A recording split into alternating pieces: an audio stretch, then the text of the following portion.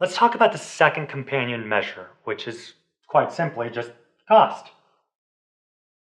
Of course, everything in this world costs time, money, and effort to run, and as it turns out, holds true for clinical trials as well.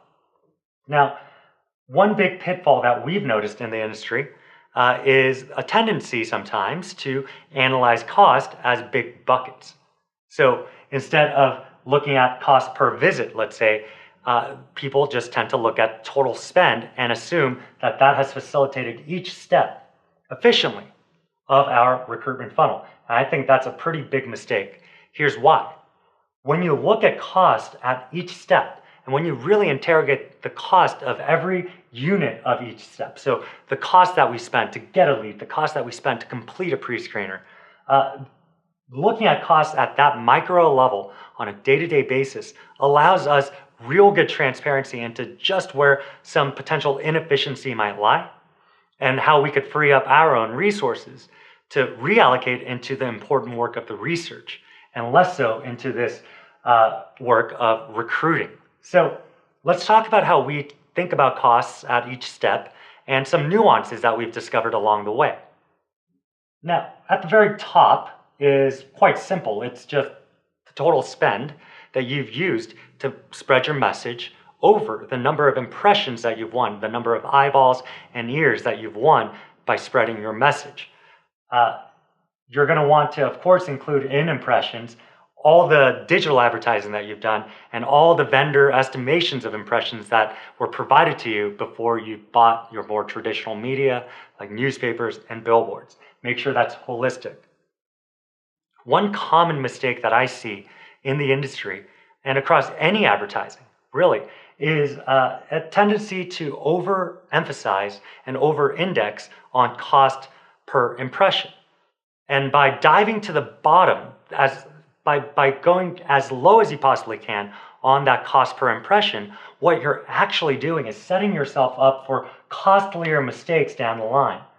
And intuitively, this makes pretty easy sense. If I'm spending $1 million to buy a Super Bowl ad and I get 30 million impressions, I might consider that a pretty good win in relation to the cost that I might have spent on a more targeted digital advertising campaign. But of those 30 million, if only 1,000 turn into visits and only 10 become leads, and that trickles all the way down to 0 enrollments, I've effectively wasted $1 million or $10 million or whatever that cost was because I thought that cost per impression was so attractive. So make sure you're balancing your analysis between cost per impression, which is important to optimize towards, and the amount of targeting that you're doing as a result of your buy. So one common mistake that we see at the top of the funnel that sets up compounding failures down the funnel. Now, cost per visit, cost per lead, all that's pretty self-explanatory. It's just the total spend over the number of visits, total spend over the number of leads generated. But once you start getting into pre-screener and consented and screened, there are some nuances to consider. Let's talk about the cost per completed pre-screener. Maybe you're using a beautiful HIPAA-compliant survey that's embedded right on your landing page, and that's how you're drawing 90% of your clinical trial leads. Congratulations, that's quite good.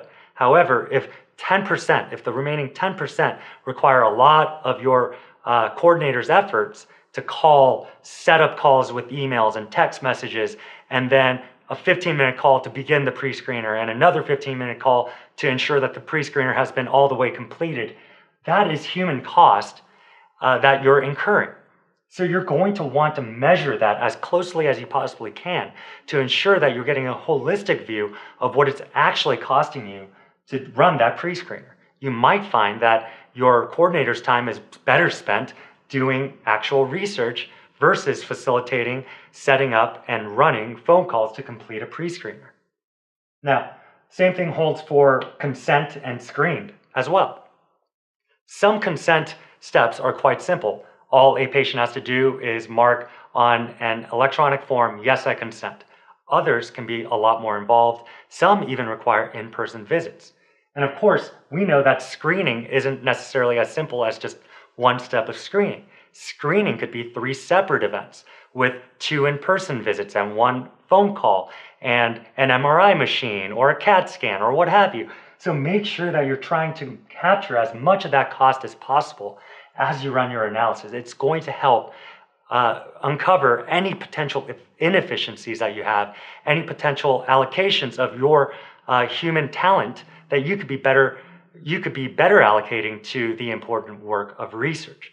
So the big takeaway here when we look at the companion cost measure is make sure that this is being holistically analyzed and make sure that you're looking at it on a day-to-day basis and make sure that you're getting as granular as you can. Get down to the unit at each step so that you understand where your time is being spent, where your money is being spent, and most importantly, where your human capital is being spent.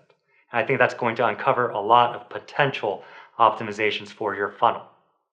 So we talked now about the 2 measures, the 2 companion measures. Now we're going to talk about 2 diagnostic measures, 2 ways of quickly understanding what's going on in your funnel and where potential problems might be and where pre-existing problems already are. So let's talk about heat maps and response times next.